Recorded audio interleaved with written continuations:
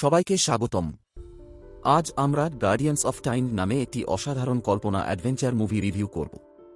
সময় নষ্ট না করে সরাসরি সিনেমায় চলে যাই। আর যদি আপনাদের কল্পনা জাতীয় মুভি পছন্দ হয় তাহলে সাবস্ক্রাইব করতে ভুলবেন না আর সেই বেল আইকনে চাপ দিতে ভুলবেন না। তো চলুন শুরু করা যাক। চলচ্চিত্রটি শুরু হয় ছোট তের সঙ্গে, যে একটা টেবিলের দিকে তাকিয়ে আছে। হঠাৎ করেই সে দ্রুত দৌড়ে চলে যায়, কিন্তু এক ব্যক্তি এসে তাকে থামিয়ে দেয়। থিয়া প্রায়ই অদ্ভুত স্বপ্ন দেখে, যেখানে সে জঙ্গলে যুদ্ধের পোশাক পরে তার বোন এবং কাজিনদের সঙ্গে লড়াই করছে। তার হাতে ধনুক এবং তীর। ঠিক যখন উত্তেজনা চরমে পৌঁছায়, সে হঠাৎ করে ঘুম থেকে জেগে ওঠে। তার বোন জ্যাবা তাকে স্বপ্নের ব্যাপারে প্রশ্ন করে, আর কিছু সময় তারা একসাথে কথা বলে তারপর দুজনেই আবার ঘুমিয়ে পড়ে। পরের দিন সকালে জ্যাবা উঠে দেখে তার দাদু এসে পৌঁছেছেন। সে দৌড়ে গিয়ে তাকে এক বিশাল আলিঙ্গন দিয়ে স্বাগত জানায়। এদিকে থিয়া বাইরে বসে তার ধনুক এবং তীরের সঙ্গে অনুশীলন করছে, তার নিশানা আরও নিখুঁত করতে। তার মা এসে জানায় দাদু বাড়িতে এসেছেন। পুরো পরিবার একসাথে প্রাতরাশে বসে এবং খাবারের সময় সায়দা এবং দাদু বর্মিরে ট্রেনওয়ের অদ্ভুত ও নিখোঁজ হওয়া জাহাজ ও বিমানের ব্যাপারে আলোচনা শুরু করে। এদিকে তারা বাইরে একটি গাড়ি পার্ক করতে দেখে এবং দ্রুত গিয়ে তাদের কাজিনদের পরিবারের সাথে দেখা করতে চলে যায়, রুবি, ডেইসি এবং তাদের মা। মেয়েরা একে অপরকে বড় এক আলিঙ্গন দিয়ে স্বাগত জানায় এবং শীঘ্রই তারা চারজন মিলে ধনুকতির খেলা শুরু করে হাসতে হাসতে লক্ষ্যভেদে মগ্ন হয়ে পড়ে। কিছু সময় পরে থিয়া বলে, ঠিক আছে, পরবর্তী খেলাটি হচ্ছে দৌড়। কিন্তু জ্যাভা, যে নিজের অনুভূতির জন্য প্রায়ই রেগে থাকে, তাতে ক্ষুব্ধ হয়ে এক ঝটকায় চলে যায়। সে মনে করে যে সে খুব ছোট এবং কখনো জেতার সুযোগ পাবে না। এক মুহূর্তের রাগে সে চিৎকার করে এবং বেরিয়ে যায়, তার আত্মবিশ্বাসের সংকটে ভুগতে থাকে। সে একা সময় কাটানোর জন্য বাইরে চলে যায় এবং লক্ষ্য করে তার দাদুর ঘরের দরজা একটু খোলা। তার দাদু কখনো অনুমতি দেয় না যে কেউ তার ঘরে ঢুকবে, কিন্তু কিছু একটা তাকে ভিতরে দেখতে বাধ্য করে। এবং যখন সে ভিতরে ঢুকে দেখে, সে অবাক হয়ে যায়। ঘরটি ভরা ছিল নানা ধরনের সময়যন্ত্র, ঘড়ি, বাচক এবং অন্যান্য যন্ত্রপাতি, প্রতিটি অন্যটির থেকে আরও অদ্ভুত। বাইরে রুবি এগিয়ে গিয়ে ডেইসি এবং থিয়ের মধ্যে দৌড়ের ফিনিশ লাইন চিহ্নিত করছিল। কিন্তু ঠিক যখন তারা দৌড় শুরু করতে যাচ্ছিল, সায়বা লক্ষ্য করে একটি অদ্ভুত ঘড়ি, যা ঘরের এক কোণে রাখা ছিল। সেটি ছিল 4টি পয়েন্টার এবং 2টি পয়েন্টার ডেইসি এবং থিয়ের দৌড়ের অবস্থান অনুযায়ী চলছিল। তারপর একটি পয়েন্টার দ্রুত চলে যায় এবং স্ন্যাপ করে ফিরে আসে। হঠাৎ থিয়া একটি ভিশন পায়, ডেইসি একটি পাথরের উপর পড়ে যাবে। থিয়া বাস্তবতায় ফিরে আসে ঠিক সময়, ডেইসিকে ধরে ফেলে যাতে সে পড়ে না যায়। রুবি এবং ডেইসি অবাক হয়ে দাঁড়িয়েছিল। তুমি এত দ্রুত কিভাবে প্রতিক্রিয়া দেখালে? তারা দুজনেই অবিশ্বাসে প্রশ্ন করল। 3টি মেয়ে ভিতরে ফিরে আসে, এখনও ঘটনার ব্যাপারে কথা বলতে বলতে। এই সময় সায়বা একটি পুরনো বই শেলফ থেকে তুলল। বইটি উল্টাতে উল্টাতে সে হঠাৎ লক্ষ্য করে কেউ তাকে লক্ষ্য করছে। দুশ্চিন্তায় সে দ্রুত পর্দার পিছনে লুকিয়ে যায়, কিন্তু তা ছিল তার দাদু।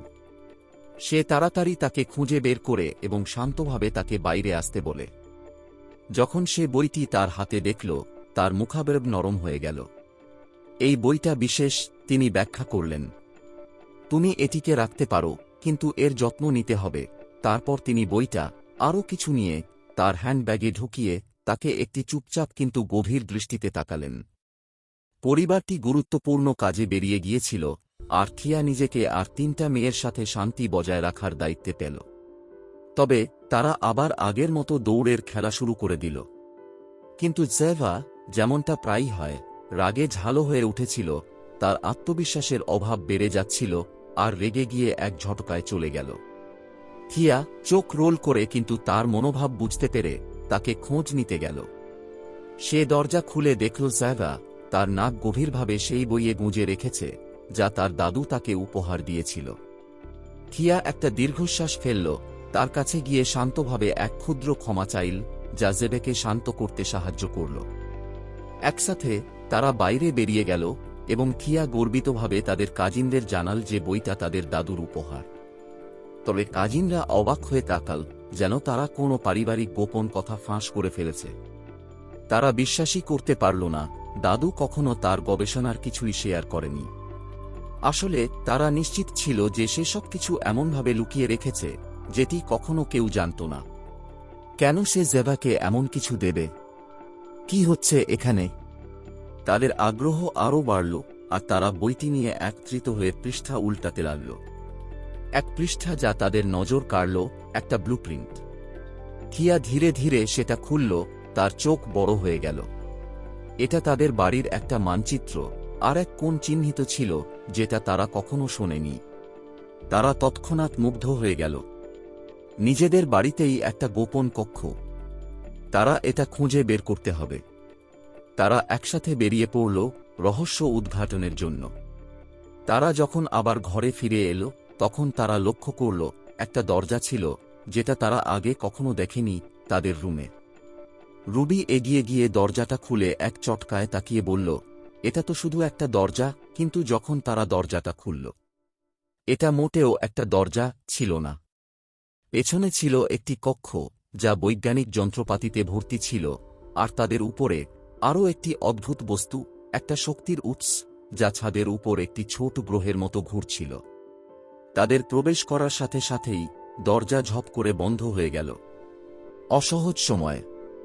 যখন সবাই ভয় পেয়ে গেছে, থিয়া এক কোণে রাখা আয়নায় নজর দিল। তার প্রতিবিম্ব অদ্ভুতভাবে ঝাপসা হয়ে উঠছিল, আর সে অবিশ্বাসের সাথে তাকিয়ে থাকল। এটা কি সময়ের পোর্টাল? না, এটা নিশ্চয়ই কোনো ধরনের বিভ্রম হবে। এদিকে রুবি, যিনি কখনো চ্যালেঞ্জে পিছপা হন না, দরজাটি আবার খুলে ফেলল। কিন্তু যখন তারা বাইরে তাকাল, তখন ফ্যামিলিয়ার ব্যাকইয়ার্ডের পরিবর্তে তাদের চোখের সামনে ছিল এক অগণিত বন। তারা দরজা বন্ধ করে আবার খুলল, আর হ্যাঁ, এখনও সেটা ছিল একটা বন। সাভা, যিনি আর এই অপেক্ষা সহ্য করতে পারছিল না, এমন একটা সিদ্ধান্ত নিল যা সবাইকে অবাক করে দিল। সে বিন্দুমাত্র দ্বিধা ছাড়াই বনটির মধ্যে চলে গেল। বাকিরা এক মুহূর্তের হেজিটেশনের পর তাকে অনুসরণ করল অজানার দিকে। দাদু বাড়ি ফিরে এসে তার ঘরে প্রবেশ করলেন। ঘড়ির পয়েন্টারগুলি চলতে দেখে তিনি তৎক্ষণাৎ বুঝে গেলেন যে মেয়েরা একটি অ্যাডভেঞ্চারে চলে গেছে। এদিকে 4টি মেয়ে বাড়ি ফিরে যাওয়ার পথ খুঁজছিল। সাইভা একটি গাছের গুঁড়ির মধ্যে একটি দরজা খুঁজে পেল, এবং তারা সবাই দাঁড়িয়েছিল সেই দরজার সামনে।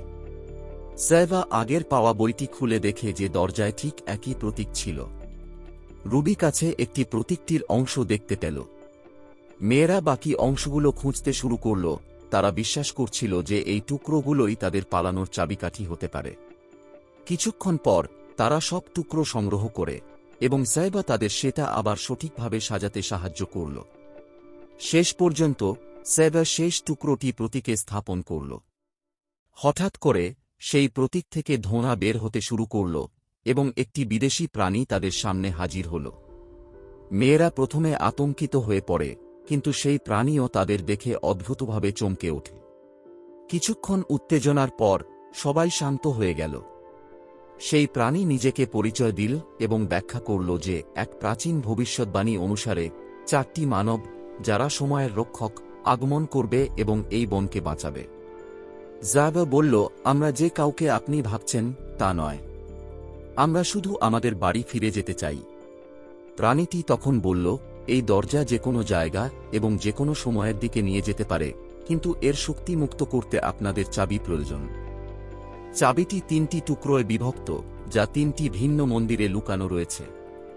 শুধুমাত্র সময়ের রক্ষকরাই সেই মন্দিরগুলোতে প্রবেশ করতে পারে। এখন প্রাণীটি যখন ব্যাখ্যা করছিল, পৃথিবী কেঁপে উঠতে শুরু করল। এক পাশ থেকে একটি ক্রুদ্ধ পশু একটি পোর্টাল দিয়ে প্রবেশ করল, আর অন্য পাশ থেকে একটি গাছের দৈত্য বেরিয়ে আসল। একটি পশু প্রাণীটি আগ্রাসীভাবে প্রাণী এবং সেভার দিকে ছুটে আসছিল, কিন্তু ঠিক যখন এটি আঘাত করতে যাচ্ছিল, একটি পোর্টাল খুলে গেল এবং 3জনই অনায়াসে চলে গেল। অন্যদিকে গাছের দৈত্য মেয়েদের দিকে এগিয়ে আসছিল, কিন্তু ডেইজি সময় থামিয়ে দিয়ে দৈত্যটির গতিবিধি স্থির করে দিল। একদিকে দাদুর ঘরে ঘড়ির 3টি পয়েন্টার আটকে গেল, আর শুধু একটি পয়েন্টার চলতে থাকল। দাদু বুঝতে পারলেন মেয়েদের অ্যাডভেঞ্চার সত্যিই শুরু হয়ে গেছে। বনে সবাই ডেইজির অদ্ভুত ক্ষমতায় হতবাক হয়ে পড়েছিল, এমনকি ডেইজি নিজেও। যখন সে তার ক্ষমতা ছেড়ে দিল, সময় আবার স্বাভাবিক গতিতে চলতে শুরু করল, আর মেয়েরা দ্রুত নিরাপদে চলে গেল। আবার যখন তারা প্রাণী এবং জেবের সাথে ছিল, প্রাণীটি আবার আক্রমণ করল, কিন্তু জায়বা বইটি ব্যবহার করে নিজেকে রক্ষা করল এবং প্রাণীটি পিছু হটতে বাধ্য হল। তবে প্রাণীটি আহত হয়ে গিয়েছিল। সাইবা চেয়েছিল তাকে সাহায্য করতে, কিন্তু প্রাণীটি তাকে শান্তভাবে বলল, এখানে একজন বন্ধু আছেন যিনি আমার আঘাত সারিয়ে তুলতে পারবেন, বলল সে। মেয়েরা ঘন বন দিয়ে দ্রুত দৌড়াচ্ছিল, তাদের পায়ের নিচে মাটি কাঁপতে শুরু করেছিল। গাছের দৈত্যটি তাদের পিছনে ধাওয়া করছিল, তার বিশাল শিকড়গুলো জঙ্গলের ঝোপঝাড় ভেঙে বেরিয়ে আসছিল। হঠাৎ ডেইজি 1 সেকেন্ডের জন্য থেমে গেল, তার চোখ বিস্ময়ে ফোলা। এটা কি ডাইনোসর? সে অবাক হয়ে শ্বাস ফেলে বলল। কেউ কিছু বুঝে ওঠার আগেই ডাইনোসরটি তাদের পাশ দিয়ে দৌড়ে চলে গেল, তার শক্তিশালী পা দিয়ে মাটি উড়িয়ে দিল। কিন্তু ঠিক যখন মনে হচ্ছিল গাছের দৈত্যটির কাছে পরাজিত হতে চলেছে, একটি তীর আকাশের মধ্যে উড়ে এসে দৈত্যটিকে আঘাত করল। দৈত্যটি রাগে গর্জন করে উঠল, তার বিশাল শরীর কেঁপে উঠল, আর এক বিরল পিছু হটে গাছের মধ্যে চলে গেল। মেয়েরা সেখানে দাঁড়িয়েছিল, এখনো নিঃশ্বাস বন্ধ হয়ে যাচ্ছিল। তখন হঠাৎ একটা কণ্ঠস্বর নীরবতা ভেঙে উঠল। একজন ছেলে, যারা তাদের মতো বয়সী ছিল, তার হাতে একটি ধনুক ছিল এবং তার চোখ মেয়েদের উপর স্থির ছিল। আজ পর্যন্ত গাছের দৈত্যটিকে এত রাগান্বিত দেখা যায়নি। সে বলল, ধনুকটা নামিয়ে। তোমরা কারা? কিয়া, সবসময় দ্রুত সিদ্ধান্ত নিতে পারো তো? এক পদক্ষেপ এগিয়ে গেল। আমার বোন হারিয়ে গেছে, সে তাড়াতাড়ি বলল। তুমি কি আমাদের তাকে খুঁজে পেতে সাহায্য করতে পারো? ছেলেটির মুখে কিছুটা নরমতা এলো। ওয়াক্স, তাকে খুঁজে বের করো, সে নিঃশ্বাস ফেলে বলল। ডাইনোসরটি হাওয়া শ্বাস ফেলে, তার নাকে গন্ধ শুঁকে, তারপর জঙ্গলের মধ্যে ছুটে চলল, তার শক্তিশালী পা দিয়ে গাছের মধ্যে চলে যেতে থাকল। তারা অপেক্ষা করার সময় থিয়া দ্রুত ব্যাখ্যা করল, আমরা একটি চাবি খুঁজছি যাতে আমরা বাড়ি ফিরে যেতে পারি। আমরা জানলাম যে এটা 3টি টুকরোতে বিভক্ত এবং 3টি ভিন্ন মন্দিরে লুকানো রয়েছে। ছেলেটির চোখে চিন্তার চিহ্ন দেখা দিল। আহো, তোমরাই সেই ভবিষ্যৎবাণী থেকে আসা, সে বলল, তার কণ্ঠে এক ধরনের শ্রদ্ধা ছিল। সময় রক্ষা করা। ডেইজি এখনও সবকিছু বুঝে উঠতে না পারলেও এক ভ্রু তোলা অবস্থার বলল, আমরা তো জানি না আমরা কোথায় আছি। তার কণ্ঠে নিশ্চিততা ছিল না। লুকাস ব্যাখ্যা করতে শুরু করল এই রহস্যময় বনের সম্পর্কে, রিকে জানিয়ে যে এটি একটি লানত দেওয়া বন, যা ক্রনস নামক এক লোভী দানব দ্বারা অভিশপ্ত। এই অভিশাপটি বনটিকে একটি জেল তৈরি করেছে, যেখানে বিভিন্ন সময়ের মনস্টাররা আটকে পড়েছে। সে আরও বলেছিল তার পোষা ডাইনোসরও ঠিক এই অভিশাপের মাধ্যমে এখানে এসেছে। যেতে যেতে লুকাস কিছু মূর্তির দিকে আঙুল তুলে বলল, এই 4টি মেয়ে, সে বলল, তারা সময়ের রক্ষক। তারা আসবে এবং ক্রনসকে ধ্বংস করে এই বনটিকে বাঁচাবে, যেমনটা অনেক বছর আগে ভবিষ্যৎবাণীতে লেখা ছিল। কিয়া মূর্তিগুলোর দিকে তাকিয়ে রইল, তার হৃদয় দ্রুত পিটপিট করতে শুরু করল। মূর্তিগুলো ঠিক তাদের মতোই দেখতে। এদিকে সাইবা একটি অদ্ভুত মৃদু আলোয় ভরা ঘরে প্রবেশ করল, যেখানে একটি জাদুকরী মহিলা উপস্থিত ছিল, এবং সে অবিলম্বে প্রাণীটিকে চিকিৎসা করল, তার আঘাতগুলো যত্ন সহকারে সারিয়ে তুলছিল। লুকাস তার গল্প চালিয়ে গেল, একটি প্রাচীন যুদ্ধের কথা বলল যা সবকিছু পরিবর্তন করে দিয়েছিল। তোমার দাদুর কাছে শক্তি ছিল, থিয়া, সে বলল। আর তোমরা মেয়েরা, তোমাদেরও আছে সেই শক্তি। শুধু তোমাদের একে অপরকে খুঁজে নিতে হবে। শেষে তারা একটি মহল পৌঁছাল। লুকাস একটি ছোট বাক্স তুলল এবং তার হাতে থাকা ছোট হ্যান্ডেলটি তুলে ফেঁকে দিল। যখন থিয়া তা ধরল, তখন তার শরীরে শক্তির ঢেউ বয়ে গেল এবং হ্যান্ডেলটি তার হাতে রূপান্তরিত হল। হ্যান্ডেলটি একটানা একটি স্লিক আলোতে ঝলমলে ধনুক হয়ে গেল। ঠিক সেই মুহূর্তে তার পোশাকও বদলে গেল, একটি যোদ্ধার পোশাক, শক্তিশালী এবং যুদ্ধের জন্য প্রস্তুত। থিয়া আগের চেয়ে আরও সুন্দর হয়ে উঠল, তার নতুন পোশাক তার শক্তি এবং গৌরবকে আরও প্রখরভাবে ফুটিয়ে তুলল। লাকাস প্রশ্ন করল, কে আসছে? দুই কাজিন একসঙ্গে তাদের হাত উঠাল। এদিকে ডাইনোসরটি বাতাসে গন্ধ নিল, স্যাভের গন্ধ পেয়ে এগিয়ে যেতে শুরু করল। জাদুকরী মহিলা স্যাভের দূরত্বপূর্ণ ভাব লক্ষ্য করে জিজ্ঞেস করল, তুমি এত দুঃখিত কেন মনে হচ্ছে? স্যাভা একটি দীর্ঘশ্বাস ফেলল এবং বলল, আমার বোন আমাকে খুঁজবে, আর সে বেশি চিন্তা করে। জাদুকরী মহিলা জানতাম চেহারায় মাথা নেড়ে তার হাতে একটি আলোকিত জাদুকরী গোলক দেখিয়ে বলল, তুমি যা ভাববে তা এই গোলকে প্রদর্শিত হবে। সাইভা গোলকের দিকে তাকিয়ে থাকল এবং যখন সে বামুরে ট্রায়াঙ্গলের কথা ভাবল, গোলকটি ঝলমল করে উঠল। এটি সকল বিমান এবং জাহাজের ছবি দেখাল, যা বছর ধরে নিখোঁজ হয়ে গেছে, প্রতিটি কোথাও এই বনেই হারিয়ে গেছে। তারপর সে তার বোনের কথা ভাবল। গোলকটি বদলে গেল এবং তার বোন এবং অন্যরা হাসতে হাসতে আনন্দিতভাবে উপস্থিত হল। সেভের হৃদয়ে একটা কঠিন অনুভূতি তৈরি হল। তাকে মনে হল তারা তাকে ভুলে গেছে। তার অসন্তুষ্টি অনুভব করে প্রাণীটি মৃদুস্বরে বলল, যদি তোমার শক্তি জেগে ওঠে তাহলে তা তাদের থেকেও অনেক শক্তিশালী হবে। সাইভা তার চোখে আত্মবিশ্বাসের ঝিলিক নিয়ে প্রশ্ন করল, কিভাবে আমি এটি পাব? প্রাণীটি মৃদু হাসল। 3টি মন্দিরে 3টি ক্রিস্টাল আছে। শুধুমাত্র সময় রক্ষা করাই সেখানে প্রবেশ করতে পারবে। এরপর শেজেবকে একটি মন্দিরে নিয়ে গেল, তার শক্তি ব্যবহার করে একটি আলো দিয়ে পথ পরিষ্কার করল। তবে তোমাকে একা প্রবেশ করতে হবে, সে সাবধানীভাবে বলল। সাইভা এগিয়ে গেল এবং একটি বিশাল মরুভূমির মতো প্রাকৃতিক দৃশ্যে প্রবেশ করল। সেখানে একটি প্রাচীন বিশাল মন্দির দাঁড়িয়েছিল বিরানভূমির মাঝে। ভিতরে একটি বাক্স দেখতে পেল, যা মন্দিরের ম্লান আলোতে ঝলমল করছিল। সে দ্রুত তার দাদুর পুরানো বইটি খুলে দেখল এবং ক্রিস্টালের বর্ণনা পেয়ে গেল ঠিক সেই বাক্সের ভেতরে। যখন সাইভা বাক্সটির দিকে এগিয়ে যাচ্ছিল, মাটির নিচে কাঁপন অনুভব করল এবং তার চারপাশের মূর্তিগুলি হঠাৎ করে ভেঙে পড়ে মাটিতে পড়ে গেল। স্বাভাবিকভাবেই সে থেমে গেল। ততক্ষণে মূর্তিগুলি মাঝখানে আকাশে ঝুলে দাঁড়িয়ে রইল। ধীরে ধীরে সে পেছনে হাঁটতে শুরু করলে মূর্তিগুলির টুকরোগুলি একে অপরের সাথে মিলিত হতে শুরু করল। এটি তার মনেই স্পষ্ট হল, তার কাছে সময়কে এগিয়ে এবং পিছিয়ে নিয়ে যাওয়ার ক্ষমতা ছিল। এই উপলব্ধি সঙ্গেই সে বাক্সটির চারপাশে পেছনে পেছনে হাঁটতে শুরু করল। যতই সে পেছনে হাঁটল, ততই বাক্সের মরিচা মুছে যেতে শুরু করল এবং এটি নতুনের মতো ঝলমল করতে লাগল। চাবিটি হাতে নিয়ে সে বাক্সটি খুলে ক্রিস্টালটি নিয়ে নিল। এদিকে ওয়াকাস 3টি মেয়েকে আরেকটি মন্দিরের দিকে নিয়ে যাচ্ছিল, কিন্তু তার হতাশার মধ্যে সে প্রবেশ করতে পারল না। তাই তারা 3জনই একা এগিয়ে গেল। যখন তারা একটি পুরনো ঝুঁকিপূর্ণ সেতু পার হচ্ছিল, রুবি হঠাৎ থেমে গেল, তার চোখ মেঘলা। তার চোখের সামনে শৈশবের দৃশ্যেরা ঝলক দিতে লাগল, প্রতিটি দৃশ্য এত স্পষ্ট, এমনকি সঠিক সময় এবং তারিখও। সবকিছু ক্লিক করে উঠল। ডেইজিরও ঠিক এরকম একটি অভিজ্ঞতা ছিল যখন সে সময় থামিয়েছিল। তারা বুঝতে পারল একটি গুরুত্বপূর্ণ বিষয়, ডেইজি বর্তমানে সময় নিয়ন্ত্রণ করতে পারে, আর রুবি অতীতের সময় নিয়ন্ত্রণ করতে পারে। রবের শক্তি ব্যবহার করে তারা দ্রুত একটি গোপন ক্রিস্টাল আবিষ্কার করল মন্দিরের ভিতরে। সেই রাতে ওয়াকাস ক্যাম্প গড়ে তোলার জন্য তাঁবু প্রস্তুত করল। কিন্তু হঠাৎ আবহাওয়া বদলে গেল। ডার্ক মেঘ আকাশে ভীষণভাবে ঘুরতে লাগল, আর আকাশে বিদ্যুৎ চমকাতে শুরু করল। থিয়া চিন্তিত হয়ে ওয়াকাসকে দেখল। এটা কি হচ্ছে? ওয়াকাস দীর্ঘশ্বাস ফেলে আকাশের দিকে তাকাল।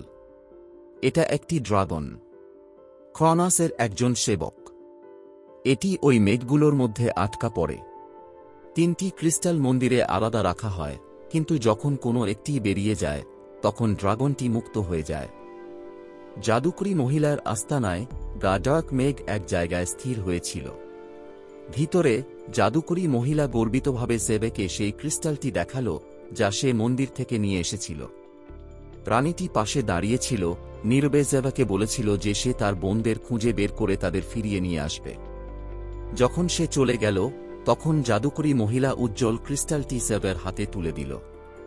যেমনই এটি তার ত্বকে স্পর্শ করল, তার শক্তি বিস্ফোরিত হল, কিন্তু এই শক্তি ছিল এত বেশি যে সে তা সামলাতে পারল না এবং সে দুর্বল অনুভব করতে শুরু করল। যখন সে চারপাশে তাকাল, তখন দেখল জাদুকরী মহিলাটি নেই। তারপর বাতাস ঠান্ডা হয়ে গেল।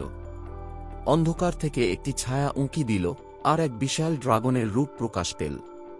সাইভার হৃদয় তোলপাড় হয়ে উঠল ভয়ের কারণে, এবং ঠিক সেই মুহূর্তে তার সমস্ত শক্তি বিস্ফোরিত হয়ে গেল, এমন এক শক্তি যে তাকে নিয়ন্ত্রণের বাইরে চলে গেল। লাকাস ড্রাগন সম্পর্কে আগে বলেছিল, কিন্তু টুইস্ট হল ড্রাগনটি ছিল সেই জাদুকরী মহিলা নিজেই। পরদিন সকালে যখন তারা জেগে উঠল, তখন প্রাণীটি ফিরে এল আগের মতো শান্ত। থিয়া নিঃশ্বাস ফেলল এবং অবিলম্বে তার বোনের বিষয়ে জানতে চাইল। প্রাণীটি তাকে আশ্বস্ত করল যে জাভা নিরাপদে আছে এবং সে তাকে খুঁজে পেতে সাহায্য করবে। কিন্তু থিয়া জানত না যে প্রাণীটি আসলে জাদুকরী মহিলার পক্ষে তাদের কাছ থেকে ক্রিস্টালটি নিয়ে আসার জন্য পাঠানো হয়েছিল। তারা জাদুকরী গ্লোবের মাধ্যমে যোগাযোগ করেছিল। এদিকে সাইভা জাদুকরী মহিলার আস্তানায় পৌঁছাল, এখনও তার শক্তির পরিণতির প্রভাব অনুভব করতেছিল। জাদুকরী মহিলা আগের মতোই শান্তভাবে সাইভাকে জানাল যে লাকাস এবং তার বোনরা গুরুতর বিপদে রয়েছে। তারা তৃতীয় ক্রিস্টালটি খুঁজতে গিয়েছিল, কিন্তু জেভাকে প্রথমে তা নিতে হবে। সাইভা দ্বিধাগ্রস্ত হয়ে তার কণ্ঠে কাঁপন নিয়ে বলল, কিন্তু আমি তো শুধু একটা ছোট মেয়ে, আমি এটা কিভাবে করতে পারব? জাদুকরী মহিলার দৃষ্টি তীক্ষ্ণ ছিল। তোমার বোনদের একটি শক্তি রয়েছে, অতীত, বর্তমান এবং ভবিষ্যতের সময় নিয়ন্ত্রণ করার। কিন্তু তুমি, সাইভা, তুমি সবগুলো শক্তিই রাখো। এখন তোমার শক্তি ব্যবহার করো। এই কথাগুলোর সাথে সাথে সাইভা ক্রিস্টালটি হাতে নিয়ে চোখ বন্ধ করে মনোযোগ দিয়ে দাঁড়িয়ে রইল, এবং এক অদ্ভুত শক্তি তার মধ্যে প্রবাহিত হতে লাগল। তার শরীর দ্রুত বয়স বাড়াতে লাগল, আর কিছু সময় পর সে জাদুকরীর সামনে দাঁড়িয়েছিল, আর শিশুটি নয়, এক শক্তিশালী 20 বছরের যুবতী। অন্যদিকে লাকাস এবং মেয়েরা তৃতীয় মন্দিরের দিকে তাদের যাত্রা অব্যাহত রেখেছিল। বাতাসে উত্তেজনা ছিল, এবং থিয়া চুপ করেছিল না, প্রশ্ন করে বসল, তোমরা শেষবার ক্রনোসকে কিভাবে পরাজিত করেছিলে? লাকাস তার পদক্ষেপ ধীর করে থেকে তাকিয়ে বলল, তোমার দাদু তার শক্তি ব্যবহার করে ক্রনোসকে একটি পাথরের মধ্যে বন্দী করে রেখেছিল।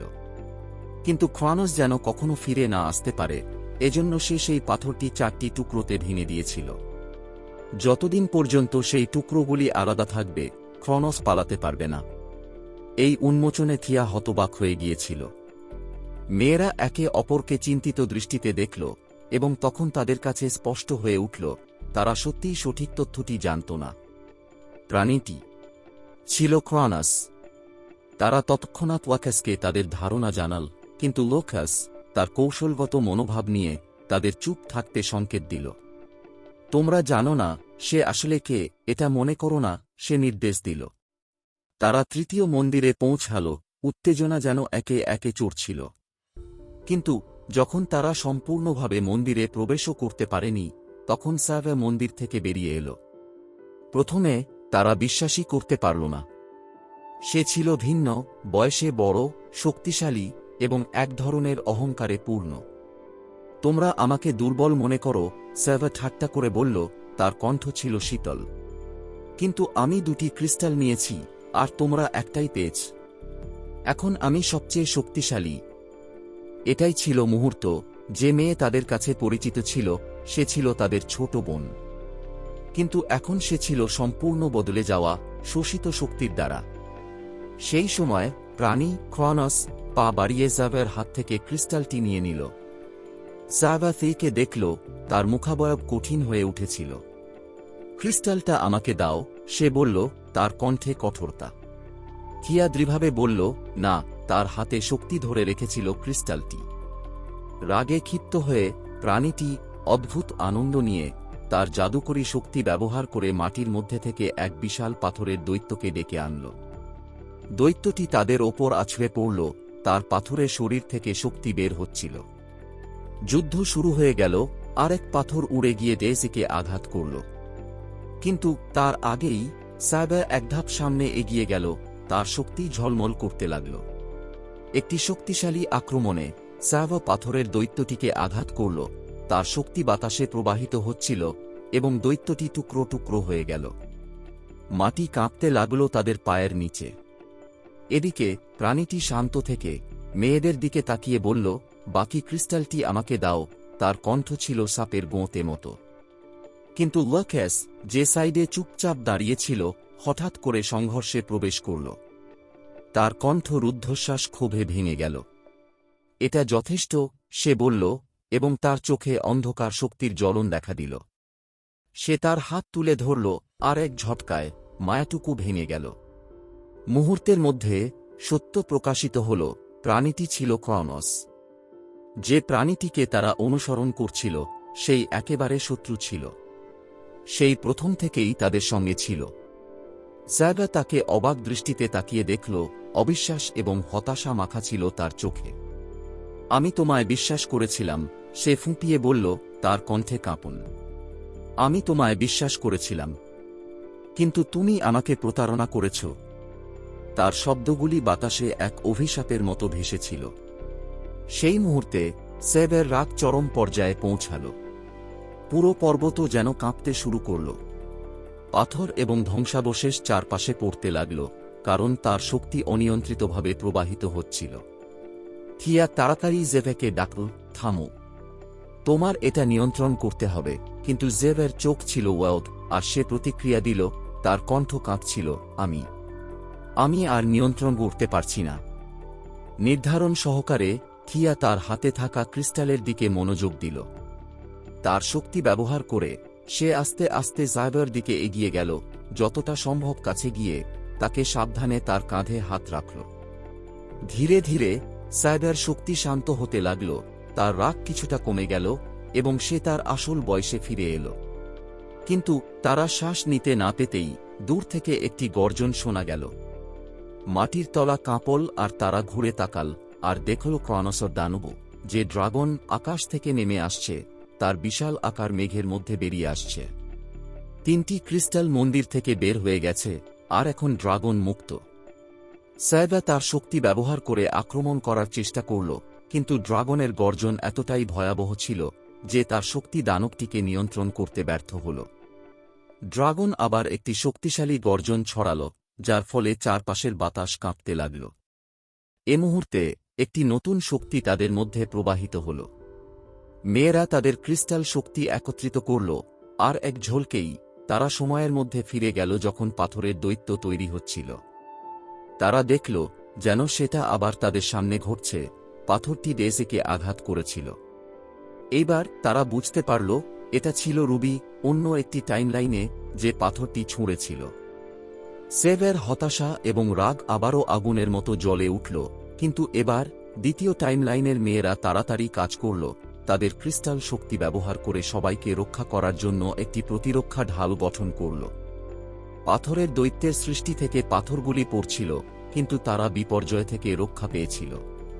ক্রোনস বুঝতে পারল যে তারা যা করছে তা তাদের সুবিধায় দ্বিতীয় টাইমলাইন ব্যবহার করছে। এই অরাজকতার মধ্যে একটি তীর সামনে ছুটে গেল, সরাসরি তার দিকে এম। সে তা সহজেই ধরল। এক ভয়ানক হাসি তার মুখে ফুটে উঠল। কোনো সময় নষ্ট না করে মেয়েরা আবার সময়ের মধ্যে চলে গেল। এবার তারা তৃতীয় টাইমলাইনে প্রবেশ করল। থিয়া সেই তীরটি ছুঁড়েছিল যেটি ক্রোনস ধরেছিল, আর এখন তিনটি ভিন্ন মেয়েরা এক জায়গায় দাঁড়িয়েছিল। ক্রোনস হাস্যকরভাবে বলল, তার কণ্ঠে আত্মবিশ্বাসের ঝংকার ছিল, তোমরা ভাবো যে তোমাদের ছোটখাটো চালাকিরা আমাকে হারাতে পারবে? সে বলল, তার সুরে অহংকার ছিল। থিয়া স্থির হয়ে দাঁড়িয়েছিল, তার মনে চলছিল, কেন আমরা তাকে পরাজিত করতে পারছি না। ক্রোনস তার বিভ্রান্তি অনুভব করে বলল, এই তিনটি ক্রিস্টাল অতীত, বর্তমান এবং ভবিষ্যতের শক্তি ধারণ করে, কিন্তু আমি ভবিষ্যতের ক্রিস্টালটি ধারণ করি। সেজন্য আমি ভবিষ্যতও দেখতে পাই, আর তোমাদের এই ক্ষুদ্র পরিকল্পনা থেকে পালিয়ে যেতে পারি। তার দৃষ্টি অন্ধকার হয়ে গেল। এই তিনটি ক্রিস্টাল একত্রিত করে তোমরা হয়তো আমাকে পরাজিত করতে পারবে, কিন্তু আসলে আমি যা চেয়েছি তাই, তাদের ধ্বংস করতে। একটি কলুষিত হাসি সহ ক্রোনস ভবিষ্যতের ক্রিস্টালটি ভেঙে ফেলল এবং টুকরোগুলি মাটিতে ছড়িয়ে পড়ল। মেয়েরা হতবাক হয়ে গেল, কিন্তু ঠিক সেই মুহূর্তে ডেসের শক্তি স্ফীত হল। সে বর্তমানকে জমিয়ে ফেলল, সবাইকে থামিয়ে দিল, কিন্তু মেয়েরা ছাড়া সবাই যেন এক মুহূর্তে স্থির হয়ে গেল। বিভ্রান্তি বাতাসে ছড়িয়ে পড়ল এবং তারা ভাবতে লাগল, এখন ক্রোনোসকে আমরা কিভাবে পরাজিত করব, যেহেতু ভবিষ্যতের ক্রিস্টাল ধ্বংস হয়ে গেছে। কিন্তু জেভা হাল ছাড়তে প্রস্তুত ছিল না। তার শক্তি একত্রিত করে সে ভেঙে যাওয়া ক্রিস্টালগুলির টুকরোগুলোর দিকে মনোযোগ দিল। এক বিস্ফোরণের সঙ্গে সে সেগুলি আবার একত্রিত করল এবং ভবিষ্যতের ক্রিস্টালটি তার মূল রূপে ফিরিয়ে আনল। সে তা তায়েকে দিল এবং তায়ের চোখে ছিল আশ্চর্য ও কৃতজ্ঞতার মিশ্রণ। থিয়া তার চোখ বন্ধ করল এবং তার শক্তি ব্যবহার করে সে প্রথম টাইমলাইনে ফিরে গেল, যেখানে সে কিছু গুরুত্বপূর্ণ ঘটনা দেখেছিল। সে নিজেকে তার দাদুর ঘরে দাঁড়িয়ে দেখতে পেল, যেখানে একটি প্লেট টেবিলের উপর রাখা ছিল। এখন সে জানত প্লেটটাই ছিল ক্রিস্টালগুলো একত্রিত করার চাবিকাঠি। যখন সে তা ছুঁতে যাচ্ছিল, তার পিছনে একটি ছায়া দেখা দিল। ক্রোনোস উপস্থিত হল প্লেটটি খুঁজতে, কিন্তু যখন সে দেখল তাইয়ের দাদু আসছেন, সে দ্রুত পালিয়ে গেল। তার দাদু, বুঝতে পেরে যে থিয়া ভবিষ্যৎ থেকে এসেছে, বললেন, আমি প্লেটটা তোমার বোনকে দিয়েছি, সেটা তার ব্যাগে আছে। থিয়া তাড়াতাড়ি বর্তমান সময়ে ফিরে এসে ভীষণভাবে তার বোনকে বলল, প্লেটটা তোমার ব্যাগে। ঠিক তখনই ড্রাগন তাদের উপর আক্রমণ করতে নেমে এল। তার চোখে রাগের আগুন জ্বলছিল। কিন্তু লুকাসের পেট ডাইনোসর দ্রুত তৎপর হয়ে ড্রাগনের দিকে ঝাঁপিয়ে পড়ল এবং একটি বিশাল বিভ্রাট সৃষ্টি করল। এই বিশৃঙ্খলায় মেয়েরা 3টি ক্রিস্টাল প্লেটে রাখল। আর ঠিক তখনই একটি বিশাল শক্তির স্ফুরণ ঘটল। একটি চোখ ধাঁধানো আলো এলাকা জুড়ে ছড়িয়ে পড়ল, আর ক্রোনোসের দুষ্ট শক্তি ভেঙে গেল। ড্রাগন এখন শক্তিহীন, মাটিতে ভেঙে পড়ল। যুদ্ধ শেষ হওয়ার পর মেয়েরা লুকাস এবং তার ডাইনোসরের দিকে ফিরে তাকাল। ধন্যবাদ, তারা একসাথে বলল, তাদের সাহায্যের জন্য কৃতজ্ঞতা প্রকাশ করে। পুনরুদ্ধার হওয়া ক্রিস্টাল ব্যবহার করে মেয়েরা একটি পোর্টাল চালু করল এবং একসাথে তারা তাদের বাড়ি ফিরে এল। যখন তারা তাদের পৃথিবীতে ফিরে এল, তাদের দাদু তাদের উষ্ণ করে আলিঙ্গন করলেন। তোমরা তা করতে পেরেছ, তিনি গর্বিত কণ্ঠে বললেন। তোমরা ভবিষ্যৎকে বাঁচিয়ে দিলে। আমি তোমাদের উপর গর্বিত। এবং সেই সঙ্গে সেই অভিযান শেষ হল। আশা করি এটি তোমাদের ভালো লেগেছে। তোমাদের কি মনে হয় সুপার পাওয়ার সম্পর্কে? আমি বিশ্বাস করি প্রতিভা আর দক্ষতাই আসল সুপার পাওয়ার। কিছু মানুষ এতে জন্মগতভাবে বিশেষ ক্ষমতাশালী, আবার অনেকেই পরিশ্রম করে সেগুলো অর্জন করে। কমেন্টে তোমাদের পরামর্শগুলো শেয়ার করতে ভুলো না এবং দেখার জন্য ধন্যবাদ। ভালো থেকো আর খেয়াল রেখো।